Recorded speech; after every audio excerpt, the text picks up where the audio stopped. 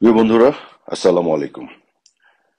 ছাত্রদের প্রোক্লেমেশন বা ঘোষণাপত্রের বিষয়টি নিয়ে আমি কতগুলো কথা বলতে চাই।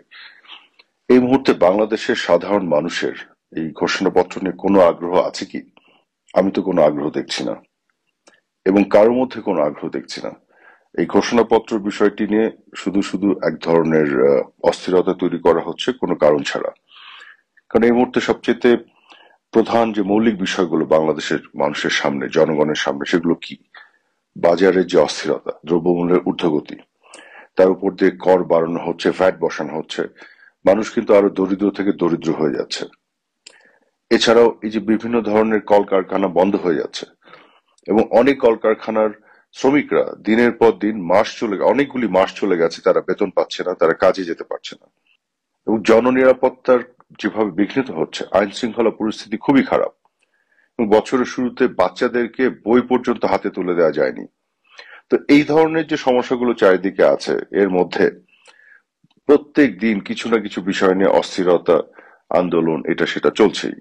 তার মানে পুরো দেশের সিস্টেমের মধ্যে কোনো ডিসিপ্লিন বলে কিছু নাই, এবং আইনের শাসন বলে কিছু নাই। আওয়ামী লীগের নেতা কর্মীদের, শুধু আওয়ামী লীগের নেতা কর্মী না, মুক্তিযুদ্ধের চেতনার পক্ষে বিশ্বাসী যে কোনো পেশার মানুষকে বিভিন্নভাবে মিথ্যা মামলা দিয়ে হয়রানি করা হচ্ছে, তাদেরকে জেলে নেওয়া হচ্ছে, রিমান্ডে নেওয়া হচ্ছে। এই ধরনের অদ্ভুত একটা অস্বাভাবিক, অসুস্থ একটা পরিবেশ তৈরি করে রাখা আছে।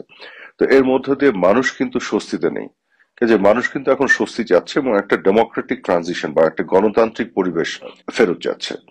কারণ গণতান্ত্রিক পরিবেশ ফেরত আসতে গেলে কি করতে হবে? সেক্ষেত্রে একটা নির্বাচন দরকার। আমি মনে করি আজকে বাংলাদেশের বড় বড় দলগুলো সবাই নির্বাচন চায়, একটা অন্তর্ভুক্তিমূলক, একটা প্রপার নির্বাচন চায়। সেই চাওয়াটি কিন্তু বাংলাদেশের জনগণেরও। কিন্তু আপনারা দেখেছেন যে প্রধান উপদেষ্টা প্রফেসর ইউনূস যাদেরকে নিয়ে তার রাষ্ট্রীয় যে বাসভবনে বসেছেন, আপনি দেখেন এদেরকে, একমাত্র বিএনপি ছাড়া আর বাকি যারা আছে, এতগুলো লোক দাঁড়িয়ে আছে, এরা কতগুলো মানুষকে প্রতিনিধিত্ব করে বাংলাদেশে? সবাই মিলে আমার তো মনে হয় না যে 2 থেকে 3% মানুষকে প্রতিনিধিত্ব করে। এক একজন বড় বড় কথা বলে, সারাক্ষণ টেলিভিশনে এসে চেহারা দেখায়, এগুলো আছে তাদের। কিন্তু জনগণকে প্রতিনিধিত্ব করার যে বিষয়টি, জনগণের যে ম্যান্ডেট বা সাপোর্ট বা সমর্থন, এগুলো কিন্তু এদের কারো নাই। এরা এক একজন পলিটিক্যাল সেলিব্রিটি, পলিটিশিয়ান, বা রাজনৈতিক ভাবে যে জনগণের প্রতিনিধি হিসেবে যে জায়গাটি, সেটা এদের কারো নাই। তো তাহলে এই এদেরকে নিয়ে কি ঐক্য হবে? ঐক্য মানে তো গোটা বাংলাদেশের মানুষের ঐক্য, গোটা বাংলাদেশের মানুষকে যারা প্রতিনিধিত্ব করে সেই দলগুলোকে নিয়েই তো ঐক্য করতে হবে। তো সেই দলগুলো কোথায়? আওয়ামী লীগকে ছাড়া কি ঐক্য সম্ভব? আওয়ামী লীগ তো, আজকে আমি মনে করি, আজকে যদি একটা প্রপার নির্বাচন হয়, আওয়ামী লীগ বা জননেত্রী শেখ হাসিনার পক্ষে 50% মানুষের সমর্থন আছে। এটা কিন্তু সামাজিক যোগাযোগ মাধ্যমে বিভিন্ন ধরনের জরিপে আপনারা দেখতে পাচ্ছেন। যদিও এই জরিপগুলো একেবারে সায়েন্টিফিক না, বাট সেগুলো কিছু কিছু ইন্ডিকেশন তো দেয়। কাজে সায়েন্টিফিক জরিপ যদি করা যায়, আমি বৈদেশিক বিভিন্ন ধরনের বিদেশি সংস্থাগুলো আছে, তাদের সাথে আমার কথা হয়েছে। আমি তাদেরকে অনুরোধ করেছি তারা একটি জরিপ করুক। আপনারা যদি খেয়াল করে দেখেন, আহ, অগস্ট মাসে গত বছরে ইন্টারন্যাশনাল রিপাবলিকান ইনস্টিটিউট আইআরআই যে জরিপ করেছিল, সেই জরিপে কিন্তু দেখা গেছে মাননীয় প্রধানমন্ত্রী শেখ হাসিনার যে অনুমোদনের যে অ্যাপ্রুভালের যে রেটিং, অনুমোদনের গ্রহণযোগ্যতা জনগণের কাছে, সেটি ছিল 70%। তো সেটি কিন্তু সত্যি, এই 70% অনুমোদন উনার পক্ষে, জনগণের পক্ষ থেকে ছিল সবসময়। এখন যেটি হয়েছে, কোটা আন্দোলনকে ঘিরে একটি পরিস্থিতি তৈরি হয়েছে, এখানে আমাদের কিছু সিদ্ধান্ত গ্রহণে ভুলভ্রান্তি অবশ্যই ছিল।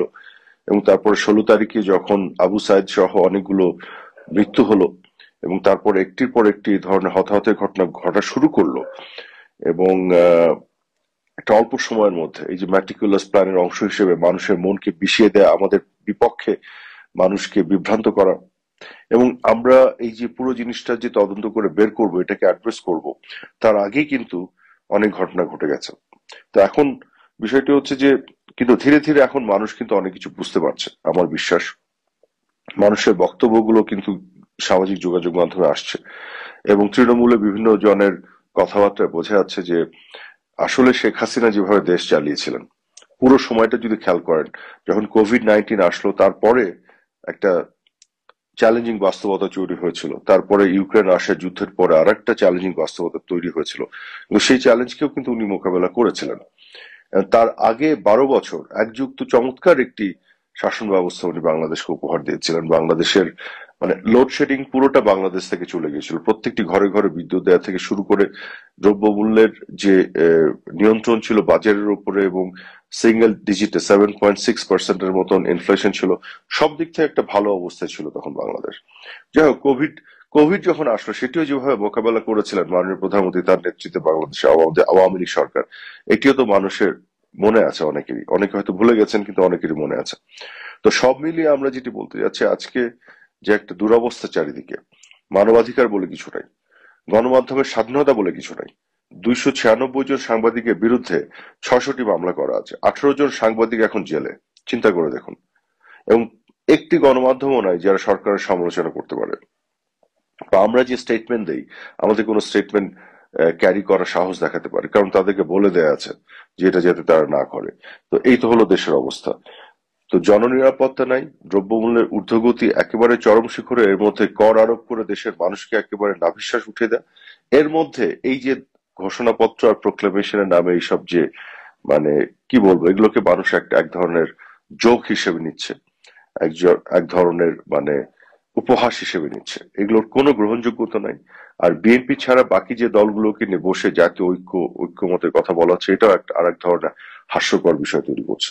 কাজে এইসব নাটক না করে আমি যেটা মনে করি, সত্যিকার অর্থে ডেমোক্রেটিক ট্রানজিশনের জন্য অতি শীঘ্রই একটা নির্বাচন, এবং সেই নির্বাচন আহ একেবারে অন্তর্ভুক্তিমূলক নির্বাচন হতে হবে, প্রপার একটা নির্বাচন, এবং সেই নির্বাচনের মাধ্যমে যে সংসদ আসবে, জনগণের সংসদ, সেই সংসদই সাংবিধানিক রিফর্মস থেকে শুরু করে যা যা করতে হয় সবকিছু করবে।